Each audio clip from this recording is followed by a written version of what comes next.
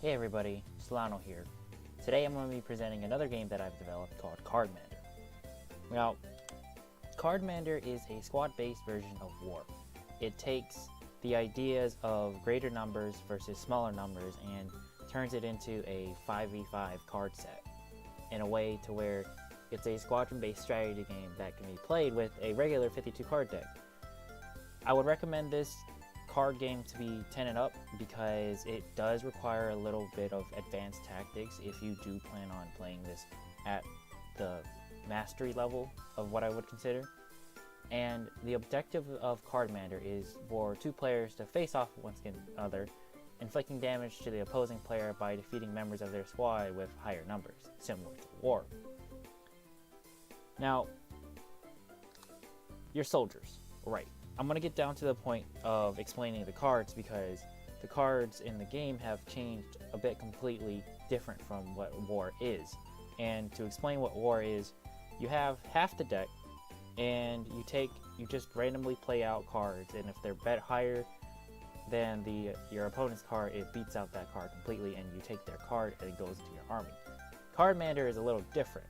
So, starting with the basic numbers between 2 and 10, your soldiers, the cards between 2 and 10 are your basic soldier.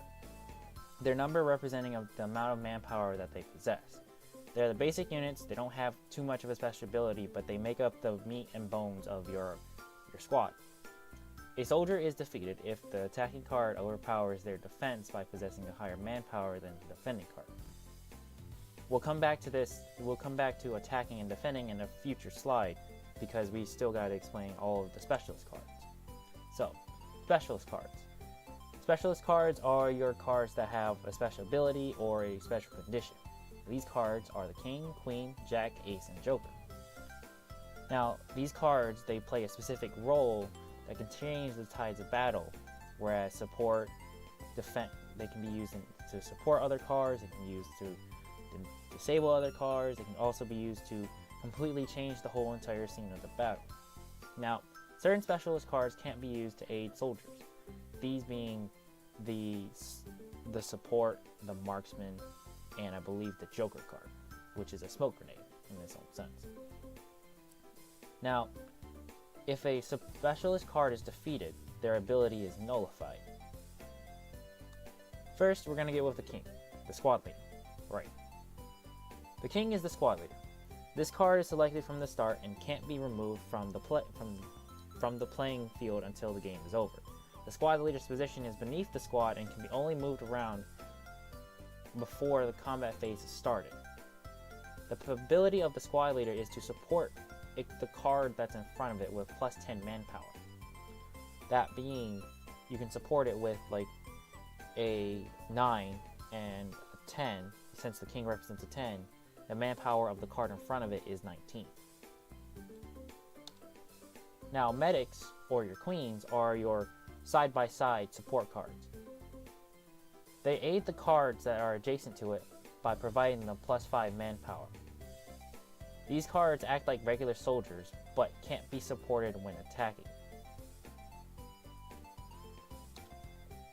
So, your jacks, or what we would consider in Cardmander the machine gunners, or your support cards, they can only be placed on the central 3 positions and have a special ability that comes up with them.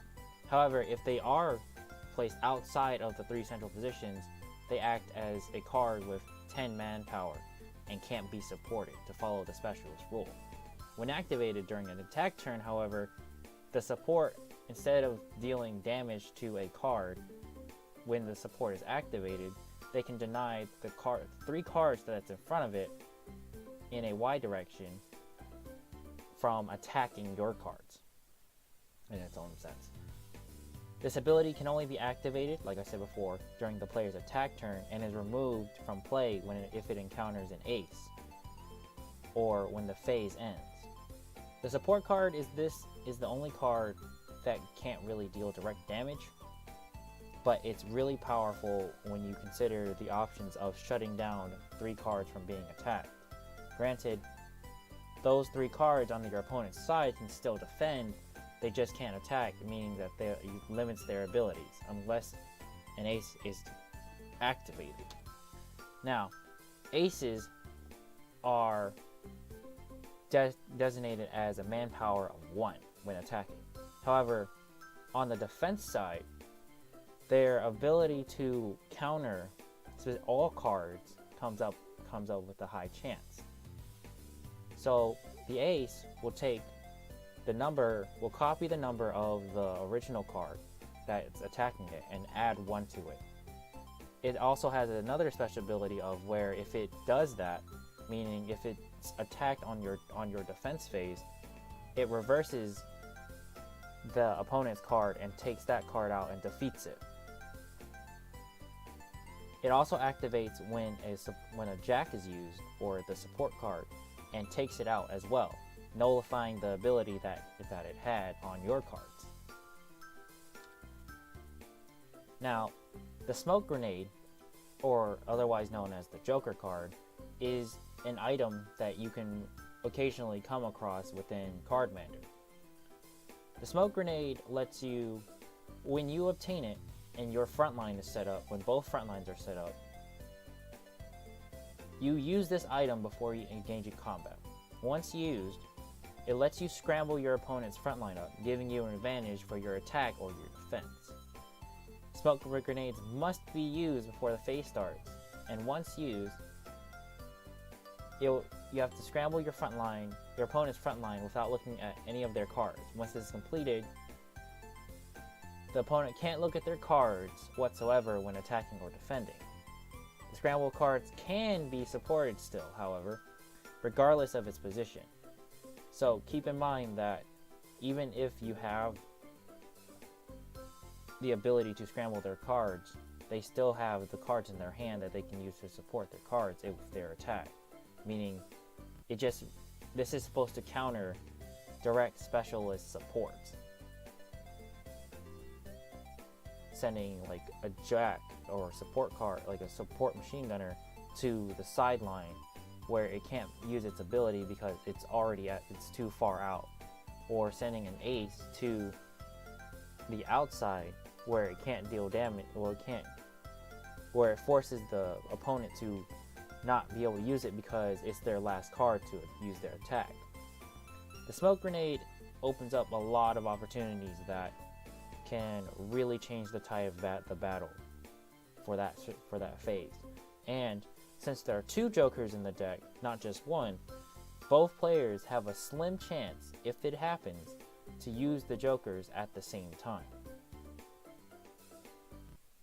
Now remember, the smoke grenades / jokers must be used before the phase starts. You can't use it during any turn of combat. If you use it during any turn, it doesn't work and it goes back into the deck. So make sure that you must use it before the phase starts to scramble the opponent's board. So, since we've discussed the ability of what all of our cards are and what they do, let's start to get into the meat and the bones of the game, which is the gameplay. So, to recover, the goal of the game is to deal the 5 damage to the opposing player. Damage is obtained by defeating a player's cards by having a number advantage while attacking, like War. Cardmander is a game that is specifically designed for turn-based combat. And this turn-based combat, there are 2 types of events: phases and turns. Turns are card versus card battles. These actions are made by each and every card from both sides. So when my queen attacks your 3, this is an attack turn. A phase ends when all of the cards on the field have been played, with the exception to the king and all damage cards. All cards, including the cards in hand, will be reshuffled into the deck and a new hand will be dealt out to both players. When the front line is set up and the cards are ready for both sides, it starts the next phase. Alright, so to start Cardmander, you need to take the 4 kings out of the deck and place them face down and shuffle them. Then, each player will select the king. The player that selects the red king gets to go first, while the player that selects the black king goes second. but gets to obtain another card. If both players somehow obtain 2 red kings or 2 black kings, just repeat this step until somebody picks 1 red king and 1 black king. To recall, the red king starts the phase, initiating the first attack of the war, and the black king obtains another card, however starting second in the war. Next, each player will draw 10 cards, with the player starting second drawing an additional card. So, the red king starts off with 10 cards, and the black king starts off with 11 cards. Next, I'm going to show you a design of a display of how the board should be set up. So this is how the board should look like before you start. Alright, the 5 cards in the front and the 5 cards up in the red are your frontline cards. The one in red being your opponent's and the one in green being yours. Alright, notice the position of the kings, which are your squad leader cards. Now, to jot your guys' memory, the king can move within the building phase of your front line. So set up your front line accordingly to where your king is supporting a given card that needs support. Say, like, this is a 2, you would move your king here to make this 12. Alright?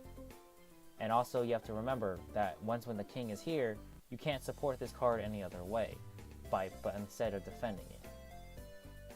Now, you remember, your supports, like your machine gunners, will have to be only in these three positions. If it's on the leftmost position or on the rightmost position, you can't use its ability.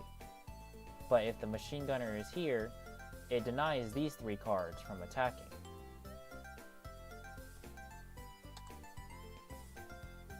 Now, placing your formation. After looking at the setup of the board, players should set up their formations accordingly by placing their cards, as I explained before, in an order that synergizes when attacking and defending, placing medics, marksmen, and supports in a given order that synergize together with your other cards. Now, make sure that when you're done and you're ready to start the first combat phase, make sure that there are 5 cards in the field and 5 cards, unless you are the player going second, you would have 6 cards, are in hand. The cards on the front line are the active cards, while the cards in your hand are on reserve. Attacking turn. Initiating an attack is as simple as using a card from your hand to support a unit of your choice, and then selecting any of the opponent's cards on their front line and attacking it. For example, my number 6 card is face down. I have in my reserve hand a number 9.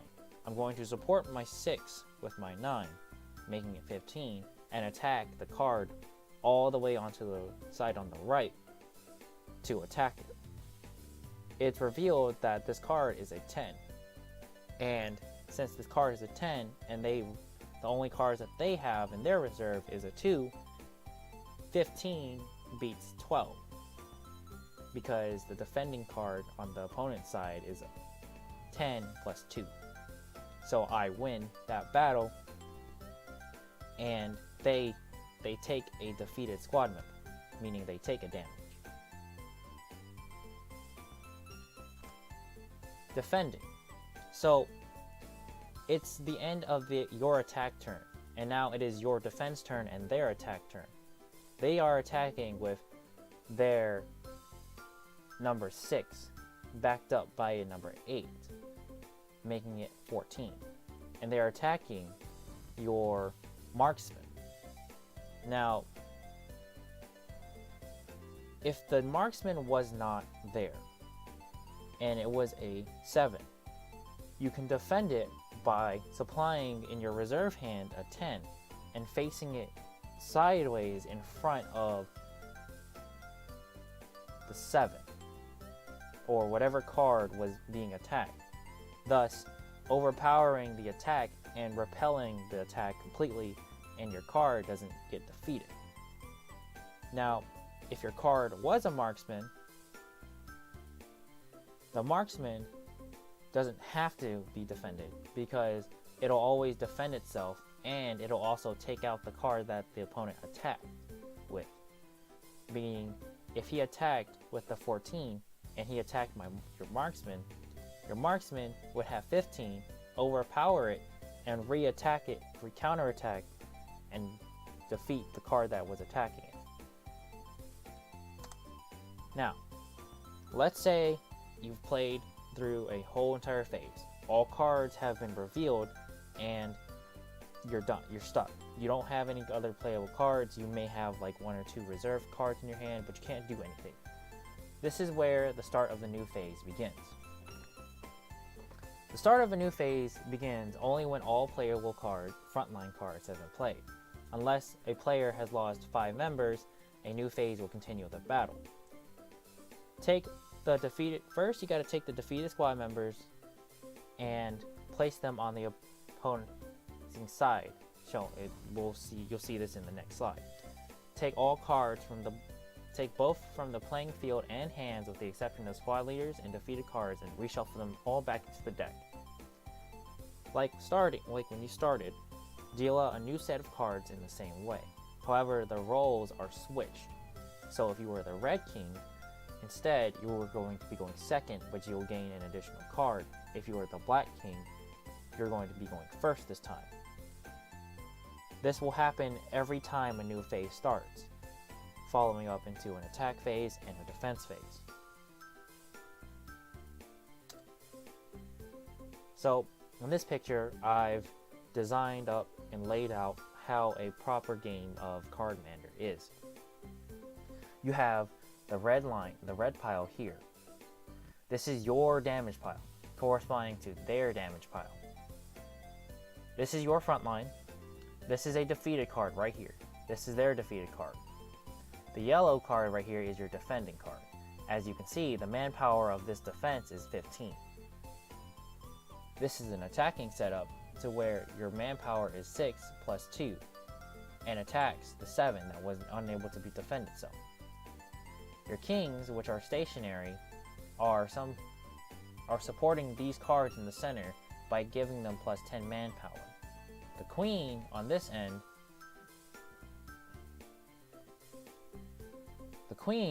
end is supporting these 2 cards by granting them plus 5 power, making this plus 20.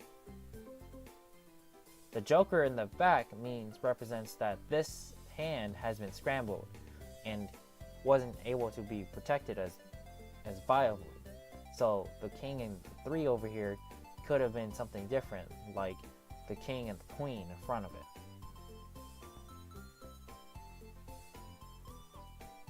And remember, if the red pile, which is the defeated pile on your opponent's side, reaches 5, which it has on this end, 1, 2, 3, 4, 5, that means you win in this case. So, in conclusion, Cardmander is a game that is similar to War, but turns it into a attack and support kind of squad-based card game. It's an easy game to play and easy game to start out with, but it's a really hard game to master, as the randomness of all the cards and taking out certain cards in the game due to them being defeated is really unexpected and can change the game entirely.